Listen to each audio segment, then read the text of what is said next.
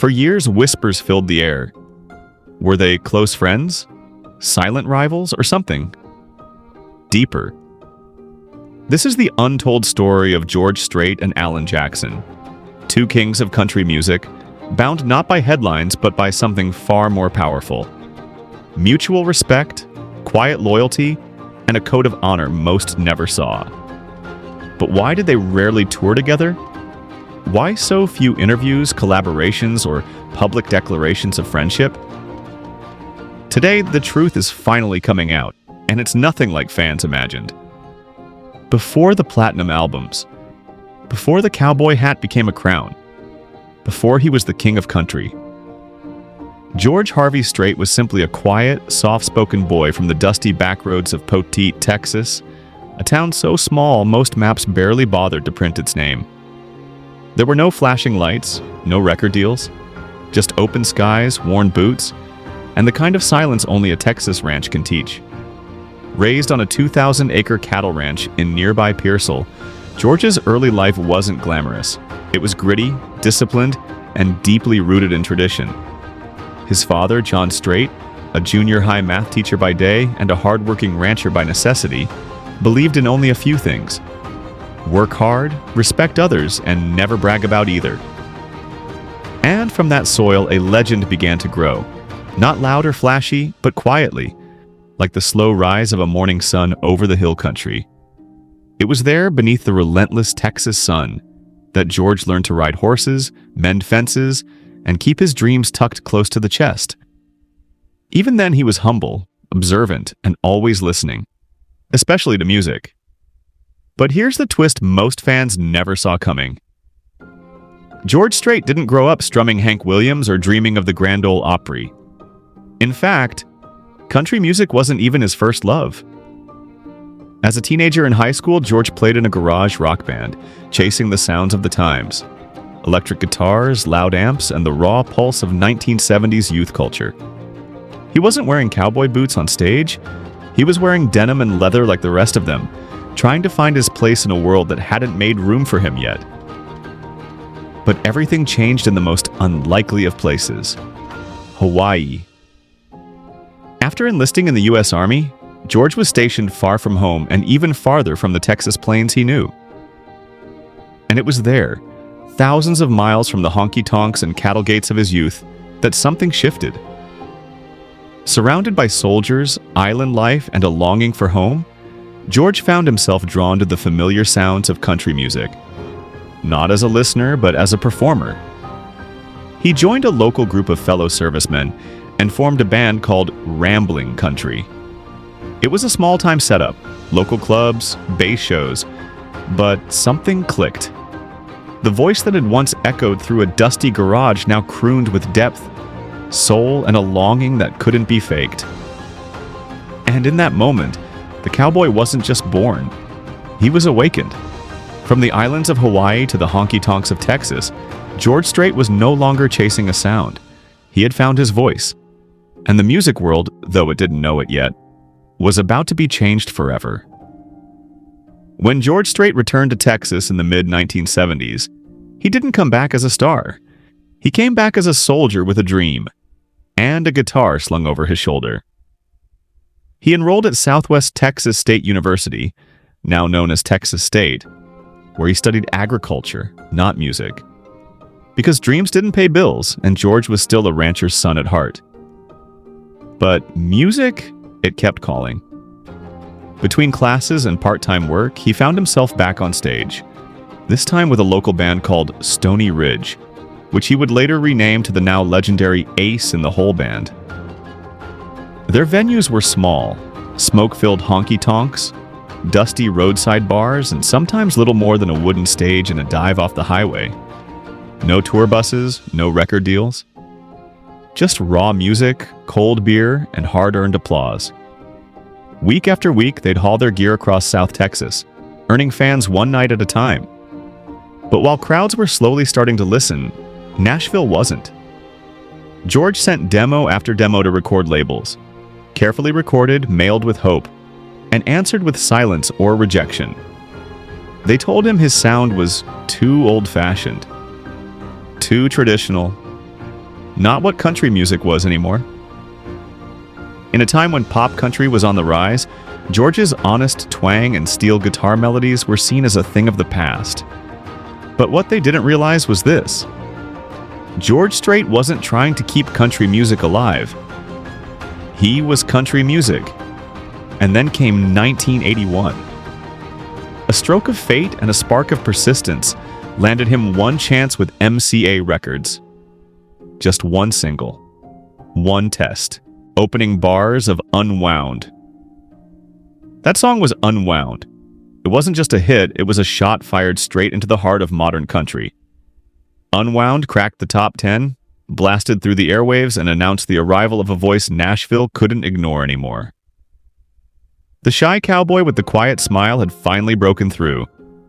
And just like that, the door flung open. His debut album followed, then another, and another. And what came next?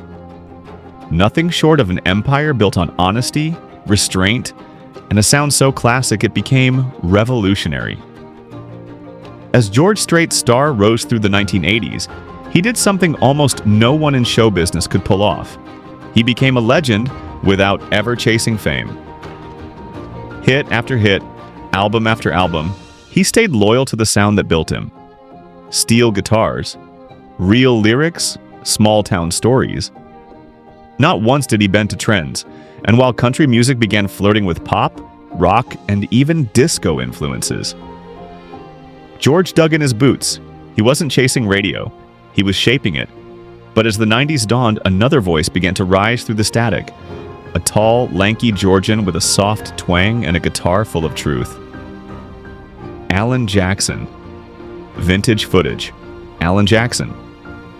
Early career, here in the real world. Alan wasn't a manufactured Nashville product. He was a mailroom clerk turned breakout star whose first single, Here in the Real World, reminded everyone what country music was supposed to sound like. Like George, Alan sang about real things: working-class life, faith, heartbreak, resilience. And like George, he wore the cowboy hat not as a brand, but as a birthright. The two men shared more than just a genre, they shared a mission: to protect something sacred, to hold the line as the world of country music began to shift. But here's where things get interesting. Split screen. George performing in the 80s, Alan entering the scene in the 90s. Despite sharing the spotlight, despite being cut from the same cloth, they almost never performed together, rarely toured side by side, and interviews mentioning each other, practically non-existent. Fans began to wonder, were they rivals? Was there quiet tension beneath those cowboy hats? Or was it something far more complicated? Awards shows, George tipping his hat, Alan clapping silently from the crowd. At awards shows, small gestures spoke volumes. A nod from Alan. A tip of the hat from George. Brief, subtle, unspoken. But those who watched closely began to sense the truth. This wasn't rivalry. This was respect. Even admiration. George once told a close friend in a now unearthed 2018 radio interview, "Alan's the kind of guy I'd tip my hat to, even when no one's watching." That quiet line would take on new meaning in the years to come. Slow montage. Both men performing real country amidst a changing industry. As the industry shifted toward flashy crossovers and image-first marketing, George and Alan stood their ground. They didn't criticize others. They didn't campaign for attention.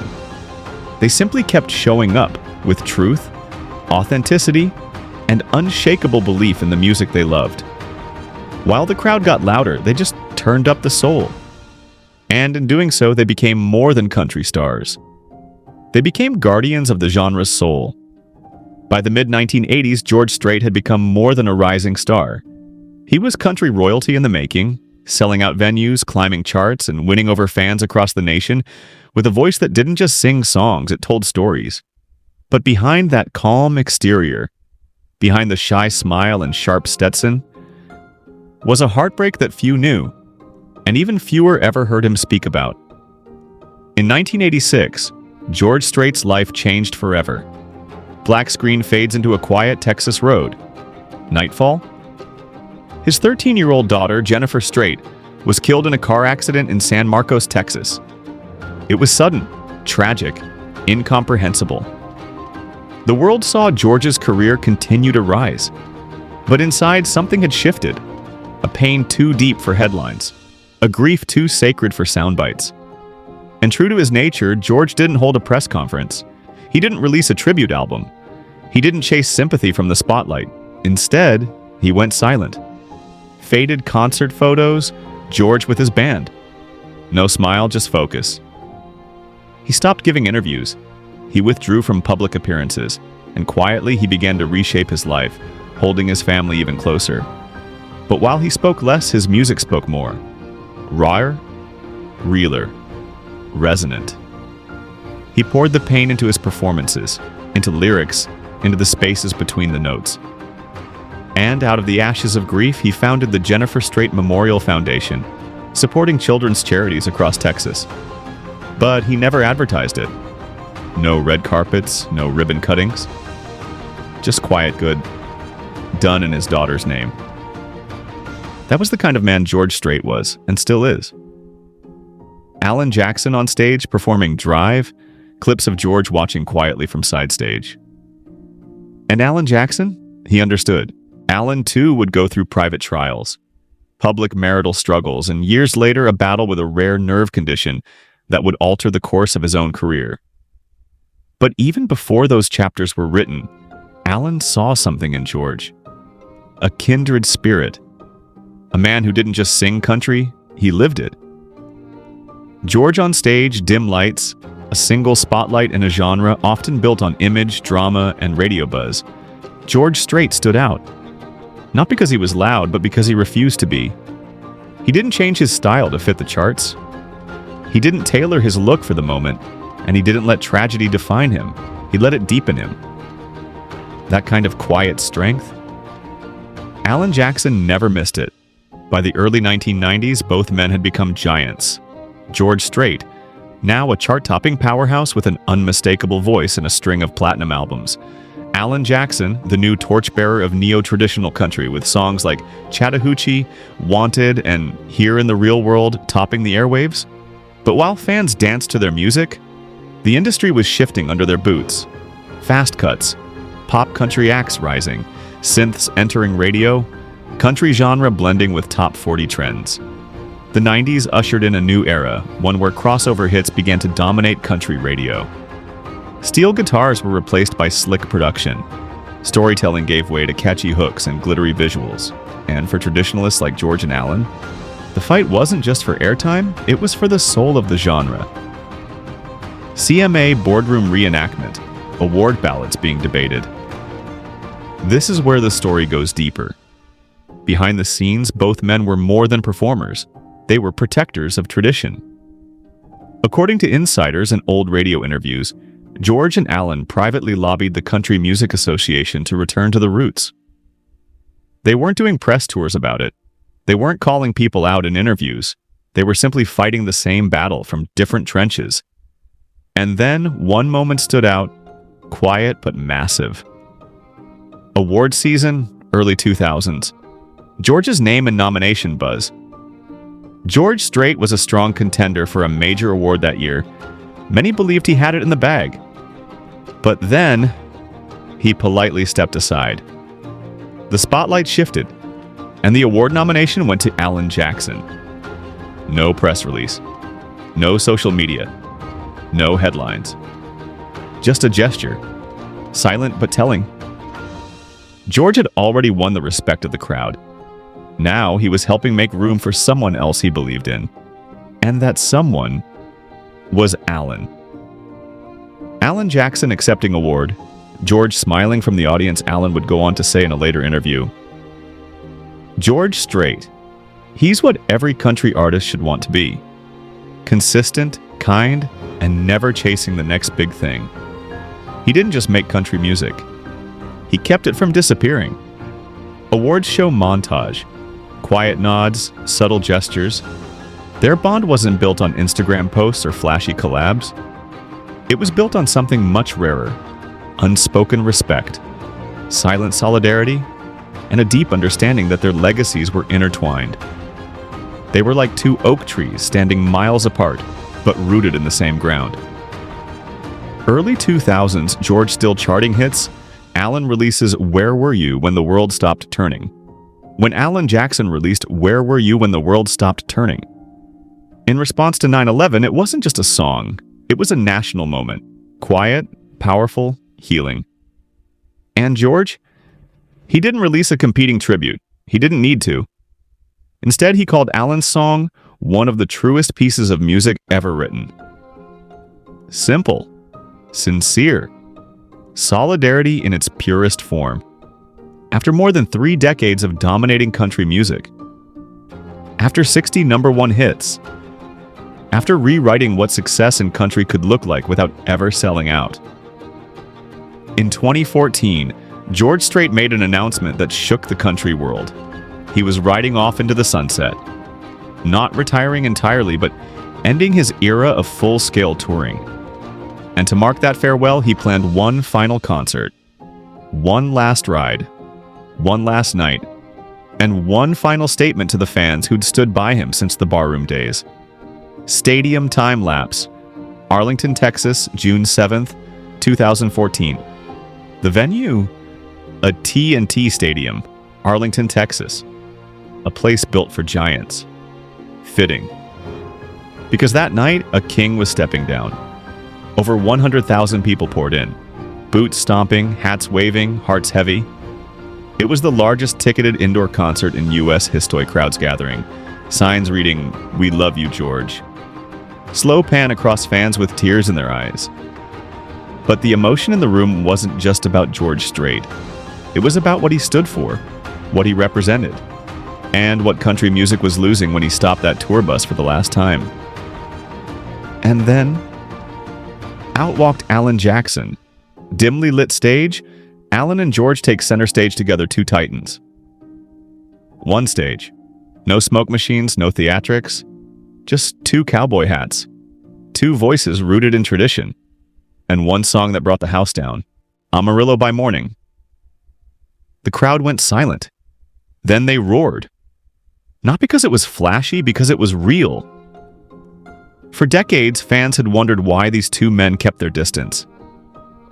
Now, under the lights of a Texas sky, the answer was clear. They didn't need to share the stage often. They just needed one moment to say it all.